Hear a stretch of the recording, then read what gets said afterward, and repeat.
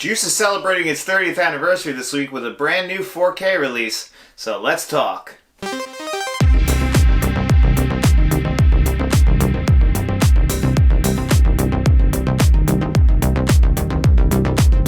Alright everyone, welcome back to the channel. Today we're going to be talking Juice. Juice was released on January 17th, 1992.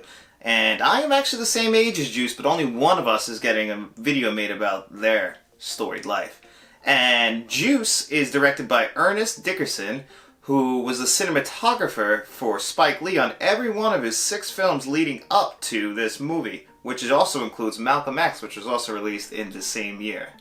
And Ernest Dickerson wanted to go a different route with this. He did not want known actors. So the actors in this movie were either in smaller movies before this, or weren't known actors, or weren't even actors. Hence Tupac, who was in this movie, who, yeah, he went to school to be an actor, but he actually was in the rap group Digital Underground at the time, and he went to his audition with Money B of Digital Underground, and the story goes he only had 15 minutes to prepare for his role of Bishop.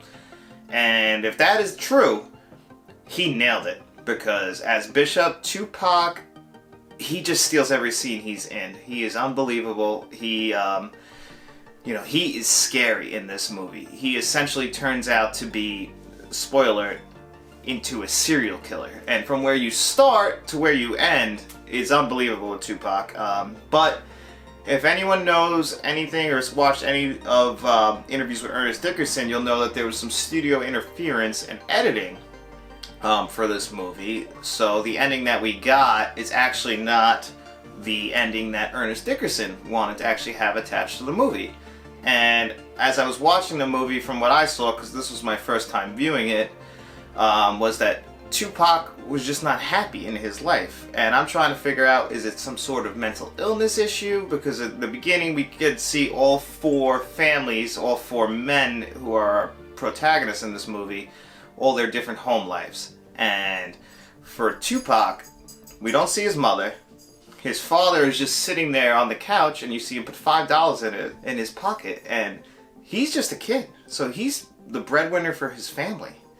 And you don't know why that would be weighing on a man like that. And it's not in the movie, but from what Ernest Dickerson said, is that Tupac's father is traumatized from his experience in prison. And the original ending that we got in the movie that we see is when Q, who is played by Omar Epps, actually lets Tupac go off the building, and Tupac falls to his death. And when you look at that, the way it's presented to us is that Q didn't want to let him go. But really, it was Tupac's character, Bishop, who wanted to fall to his death because he didn't want to go to jail because of what his father has experienced.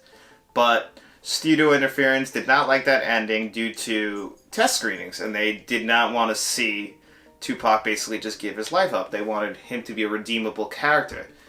But the way we have it, it could have been a redeemable character if presented a different way. So that's one of the negatives of studio interference. You can look up the ending online. I think actually it's better than the ending we get, but that's not to take away from the movie.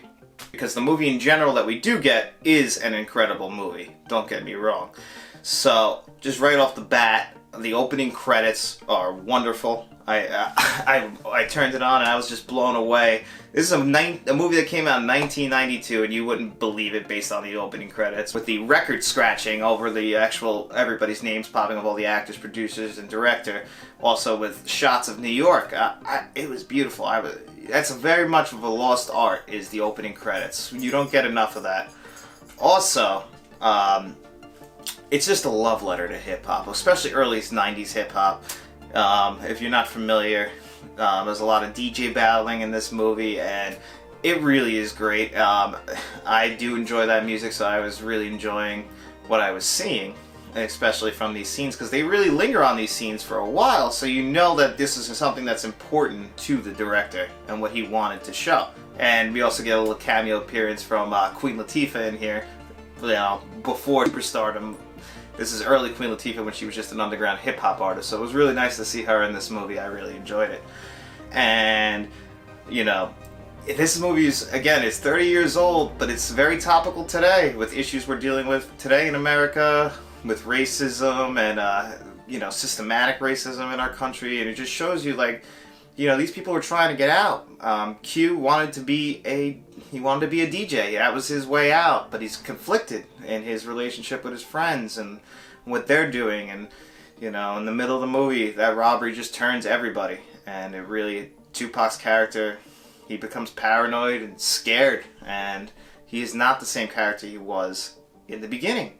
And I really feel like it was shown very well. It was a great falling action by Tupac's character, and I really think that for me, he steals the show. Actually, speaking of other characters in this movie, there's a character called Blizzard, and Q, played by Omar Epps, comes up to him. They're in a bar. He sees him. They must have been old friends, and the guy's like, "Hey man, how you doing, Blizzard? How you been?" He's like, "Yeah, I just got out of parole a few days ago." And he's like, "Good, take care of yourself." He's like, "All right." He's all nonchalant talking. I'm like, "Hold on a second. I'm gonna rob this place." And he holds it up, and I'm laughing at it. Like, wow, like that, is that supposed to be funny? I was literally a laugh out loud moment. And then 2 scenes later, you know, you find out he got killed. So I don't know if that was supposed, like, but it hit me. I was like, you know, this guy, that was his only option. So shows what I know, you know. But as far as the film goes, like I said, I would give it overall, for my first time experiencing it, I would give it an 8 out of 10. It's a solid movie. If you haven't seen it like I haven't, I recommend it highly. And now on to the 4K Blu-ray review. Alright, as you can see, I have the 4K Steelbook that I got from Best Buy. Now, this Steelbook doesn't come with a Blu-ray disc, it just has the 4K disc and a digital code, and it has a DTS HD Master Audio 5.1 surround soundtrack on it. And it is actually, as far as the audio goes, for a movie that's so much about hip-hop, you would think that the hip-hop tracks playing over would just be booming and destroying your sound system and really a lot of bass. And that wasn't the case, which surprised me. I felt like every hip-hop track that was overlayered the actual movie was playing a little low and not using the bass enough, which was surprising because the actual score of the movie was very effective.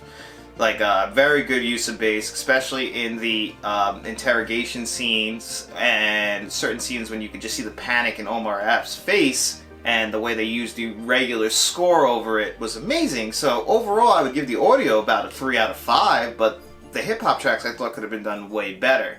Now, on a visual standpoint, if you would have told me that this movie was filmed last week in Harlem, other than the cars and the clothes giving it away, I would have believed you. It is unbelievable. Paramount did a great job with their transfer here. I can't say enough about this. I would highly recommend it from a visual standpoint. Now, they did release a Blu-ray that I don't have for their 25th anniversary, which I heard is also very good. So I'm not too sure it's a brand new scan or not, but it's still very well done. And overall, as far as the package goes, with the combined the visuals, which I would give a 5 out of 5, and the extras, which I found great, especially the interviews on the extras with Ernest Dickerson, I thought he was wonderful. I've never heard of him until today.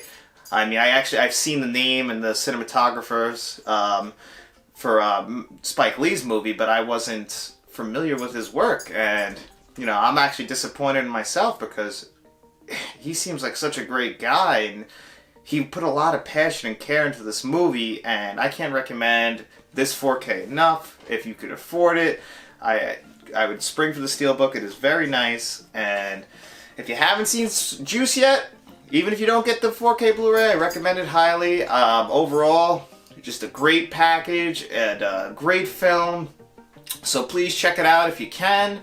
And I'm John from Let's Talk, and please like, share, and subscribe, and thanks for being here with me today.